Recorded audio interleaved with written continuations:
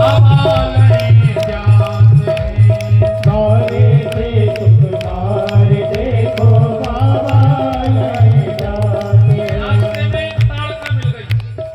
एक ही बाण प्राण हर लीना, दीन जानते ही निज पद दीना। एक ही बार प्राण हरि लीना, दिन जानते ही निज पद दीना। अच्छा, जो शब्द पकड़ियो ताड़का का दीन हती, जन ब्राह्मणों खा जाए, संतों खा जाए, यज्ञ में होन देवे। और तुलसीदास जी कह रहे दीन जान ते ही निज पद दीना। अरे दीन की व्याख्या बहुत मुझे चौपाई से बात पकड़ पाओ तो पकड़ लियो। तुलसीदास जी ने 2 दिन बताए हैं रामायण में। मुकोरे माले ने अरुणयग विहीना, राम रूप देखे तिन दीना, राम रूप देखे तिन दीना। ऐसी न्याय में चौपाई को मिला लियो, स्वार्थ खोल गए। जंगल में पहुंचे, यज्ञ भाव प्रात कहा मुनि सन रघुराई, निर्भय जग करहु तुम जाई। निर्भय जग करहु तुम जाई। मारीच बाहु आए, मारीच को बाण मारो, बिन फरमान राम कहि मारा, सत जोजन का सागर पारा। बोले काहे? राम जी बोले मम्मा की जरूरत पर है, मम्मा की जरूरत पर है। तो बोले निपटाने नहीं है मम्मा को? बोले नहीं, द्वापर में निपटेंगे। और मोहन ने मम्मा को निपटाओ तो द्वापर में नहीं निपटाओ, फिर कलयुग में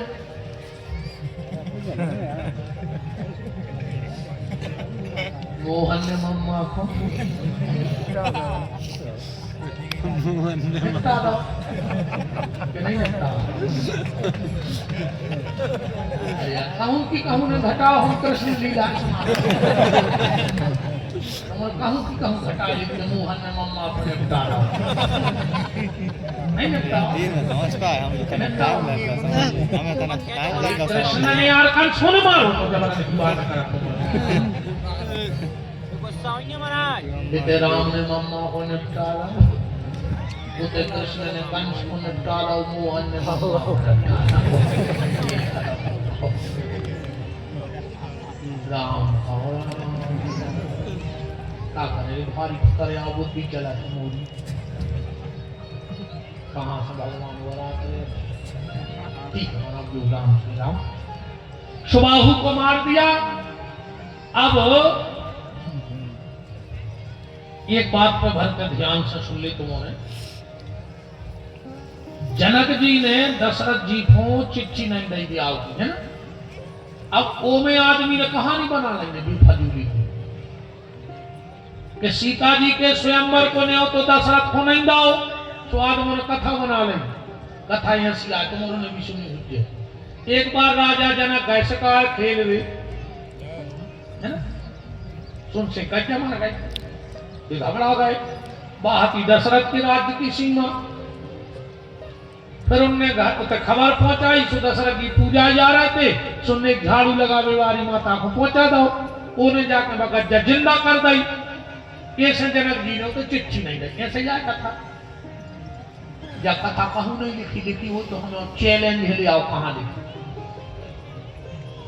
10-50 रामायण तो हमने पढ़ी है, ज्यादा नहीं पढ़ पाए हुए, तो 10-50 को धारे।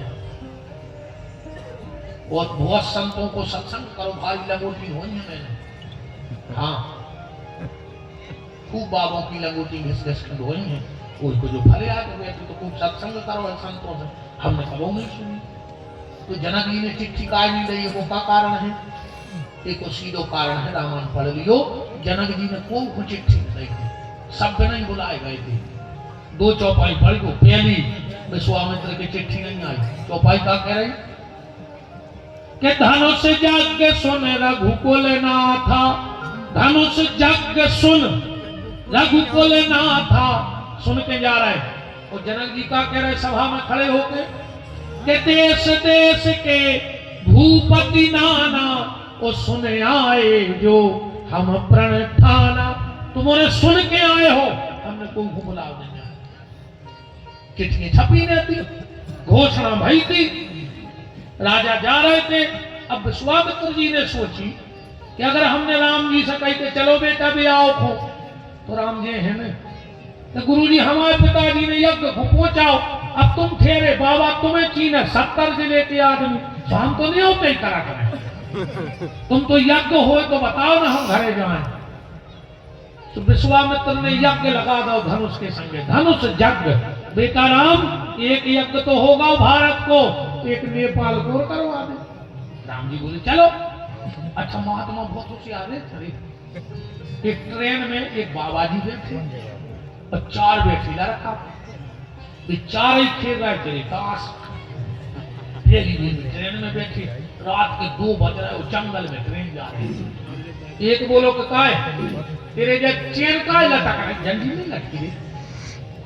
दूसरो बोलो कि दमा रही बहुत, एक को खींच दी तो ट्रेन रुक जा। तीसरो बोलो फिर का हो। चौथा बोलो नीचे लिखो है 6 महीना की कैद, 500 रुपया जुर्माना। एक बोलो कि यार खींचो हमें तो देख रहे। दूसरो बोलो खींच दें गाड़ी रोक ले, टीसिया है। फिर बोले अपनी बाबा की कहते, अपनी मांग 4 जनों की के अकेले बाबा की।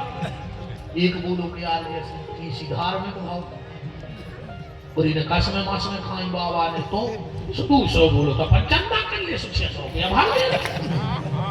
तो 4 इन्हें चंदा कर ले, ट्रेन खींच गई जंजीर। ट्रेन रुकी, टीसी आओ, क्या है जंजीर क्यों खींची? 4 ही बोले साहब हमारा नहीं पता है, बाबा ने खींची। टीसी गाँव बोले तुम्हारे बिना टिकट की भेज जा, आधी रात जंगल में चेन खींच गई। क्या महात्मा तुमने चेन खींची? कहने लगो हाउ साहब हमने खींची। 4 ही कहने लगे दे जाओ, अब तूने खुद ही कबूल लाओ, काय खींची चेन? बोले साहब हम एक यज्ञ से लौट रहे थे, हमें 600 रुपया विदाई मिली। 400 के हैं, 450 के मेहमान तो इनके जेब में देख ले उतर हमें बहुत मारो और हमारे पैसे छुड़ा लेता। जब चंदा हो रही थी वो बाबा देख लेगा उसको।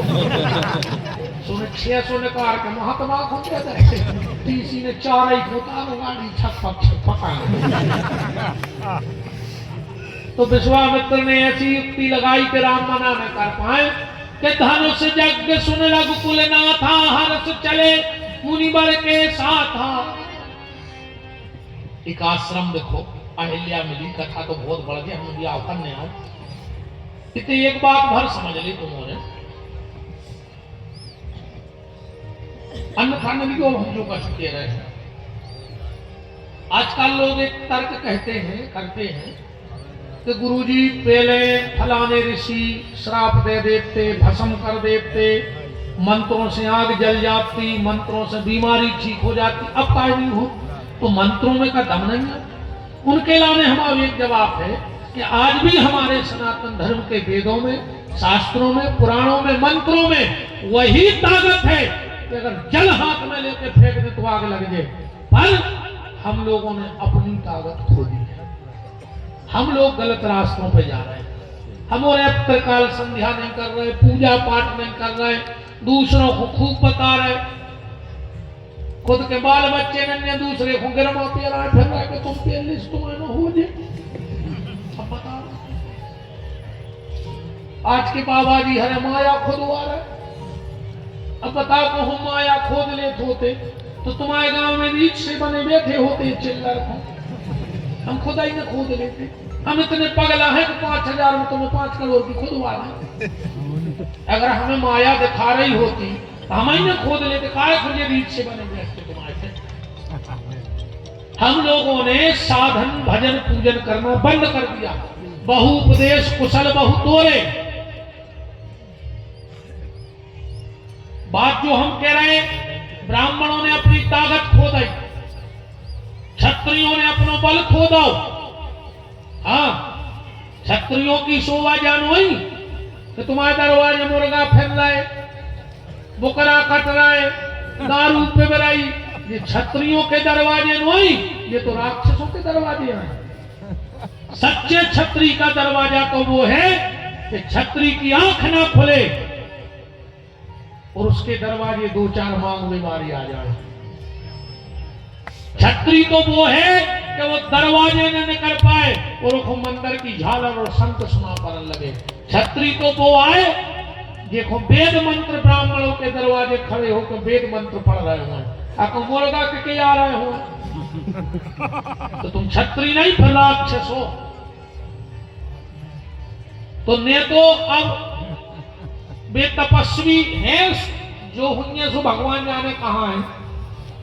ब्राह्मण दिखा रहे ने वे बलिष्ठ क्षत्रिय दिखा रहे, फिर भी ये कलयुग में अबे कोनो असली क्षत्रिय से कह दे तो कोनो ब्राह्मण की छाती में लात मार दे नहीं मार।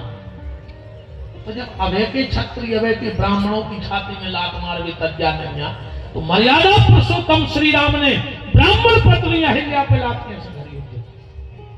बात पकड़ियो कथा में कैसे धरी होती लात? जबकि राम जी तो चिल्लिया के कह रहे कि कबचे अवेद विप्र पद पूजा। रावण ने एक दिन ऐसा बाण चलाया महाभारत के युद्ध में, रामायण के युद्ध में राम जी दौड़ के गए और विभीषण को दो धक्का वो सामने खड़े हो गए, बाण ने विभीषण उसको बोलो प्रभु तुमने जो कहा करो। राम बोले विभीषण आज रावण ने तुम पे ऐसी शक्ति फेंकी थी कि तुम बच नहीं सकते। विभीषण बोलो प्रभु हम मर जाते तो मर जाते और तुम आंखों का चू हो जाते। विभीषण बोलो हमने तो कवच भी फेरो, आपने कवच नहीं फेरो। राम जी बोले विभीषण हमने ऐसो कवच फेरो है कि रावण को बाप नहीं तोड़ सके। हम कवच कौन? कवच अवेद विप्र पद पूजा। हमने ब्राह्मणों के चरणों की रज को अपने सीने में लगाया है, ब्राह्मणों के चरण धारण करे हैं, तो रावण मेरा कुछ बिगाड़ नहीं सकता। तो वो राम अहिल्या पे कैसे पाओ? रामायण को हर विषय फंसो है भैया। रामायण चले साल खान जब कछु साल लगा है कथा 9 दिन में कछु नहीं हो रहा। अयोध्या कांड नहीं भाव पूरे दिन होगा।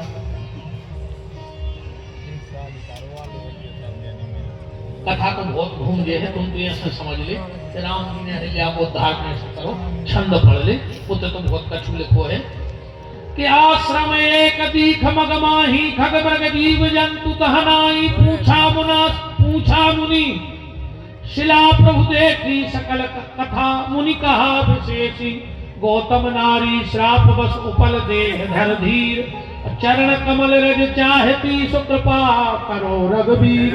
फिर क्या लिखा?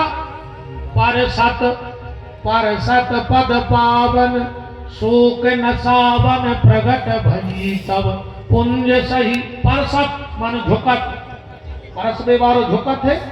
राम जी झुके और राम जी ने जमीन से उठाई कर नक्शी मारती। और पद पावन, पावन पद कहां है? तो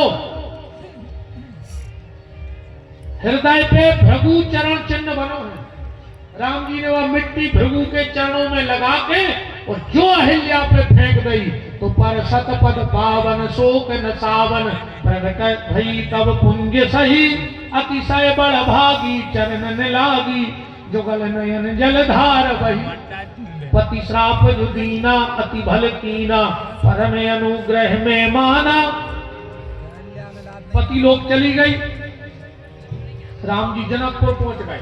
अच्छा जनकपुर में रुके कहां रुके थे राम जी? सबसे पहले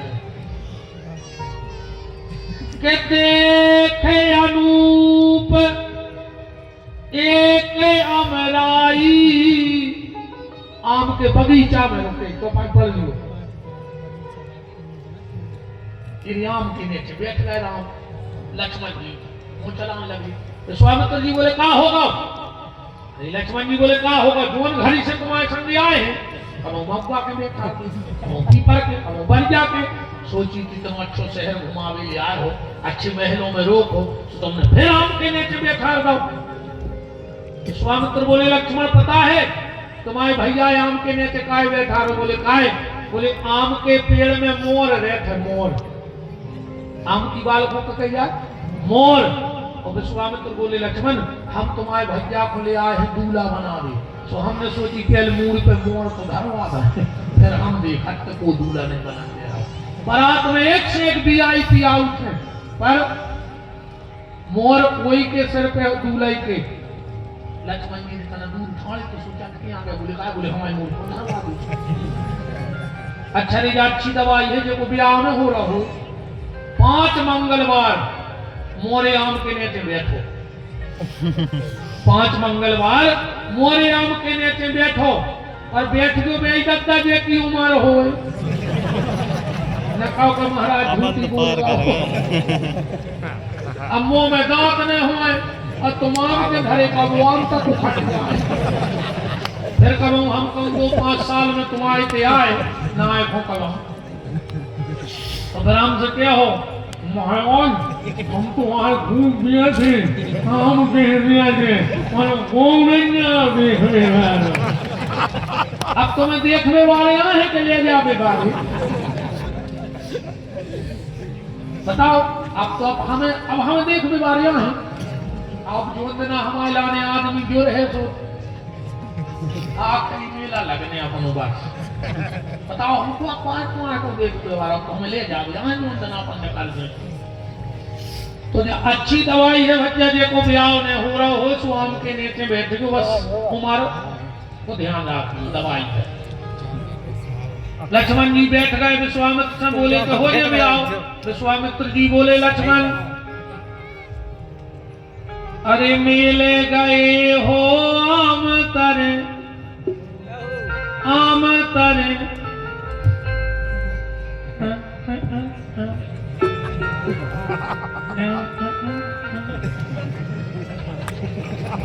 अरे मिल गए हो आम तरे